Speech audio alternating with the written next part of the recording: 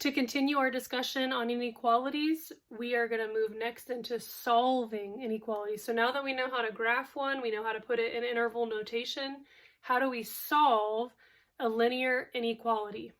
So we have a couple different inequalities represented here. And what I like to encourage students is pretend that this is just an equation. So you can kind of forget about this sign until the very end. You're going to use your properties of equality the same way that you do with a regular equation, except for in a couple instances. In our next video, we'll get into that. But for this video, you're going to work through these problems as if they're equations. You're going to use your properties of equality in the same way.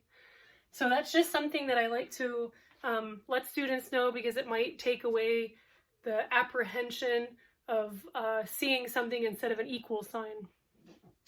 So in this, because we're subtracting 11 from n, we can use our addition property of equality and add 11 to both sides so that we get the n by itself. So our goal is the same, to get the n by itself so we can graph it and find the interval notation. So now we're going to have n is less than, and then 33 plus 11 is 44. So right now we're just going to solve, and then we'll come back and we can put the graphs and interval notations. So our next one is u plus 25 is greater than 21. So because we're adding 25, we're going to subtract 25 from both sides. So the 25s on the left are going to cancel out, and we'll be left with u is greater than, and then 21 minus 25 is a -4. And then our last one is a fraction. So, and if we look at this fraction, we can see that these do not have common bottoms. So we are going to have to do a little bit of work, but again, I'm going to try to throw in a fraction every now and then so that we get the practice we need with those. So we have an a and then plus 3/4. So we're going to have to subtract 3/4 from both sides to get the a by itself. So we're going to have a is greater than or equal to, and then 7/10 minus 3/4. So let's go ahead and find a common bottom.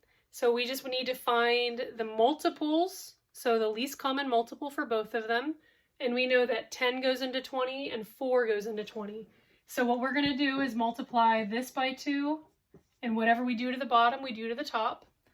And then we're going to multiply the 4 by 5, and then the 3 by 5. So 7 times 2 equals 14, 10 times 2 equals 20, and then we're subtracting 3 times 5 equals 15, 4 times 5 equals 20.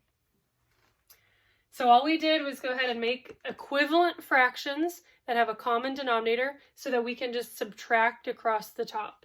So now that we've done that, we have 14 minus 15, which is going to equal a -1.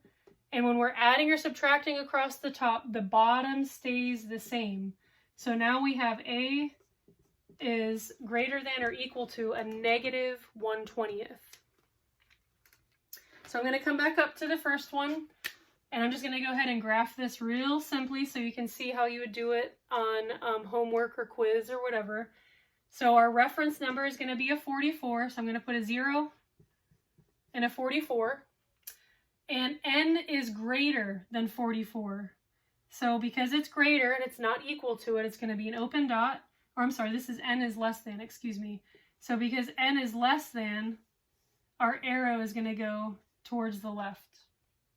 And when I make my interval notation, I know that I'm using all the numbers to the left, so -infinity is my lower limit, 44 is my upper limit, and since I'm not including 44, it's going to be closed off with a parenthesis and not a bracket.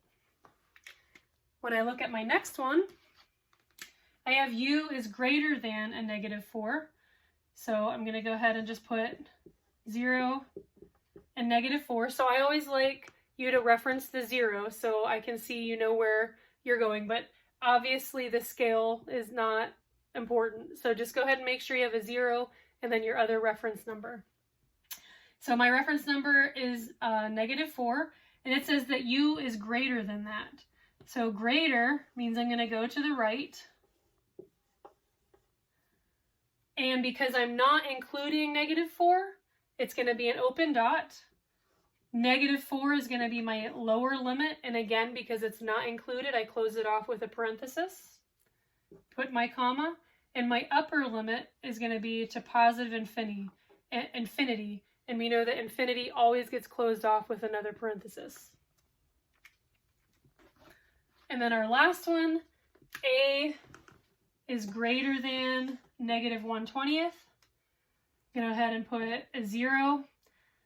And you can put -1/20 anywhere. I'm going to go ahead and just put a -1. And -1/20 would be somewhere way up here. So that's going to be our -1/20. Really close to the 0. And it says that a is greater than or equal to.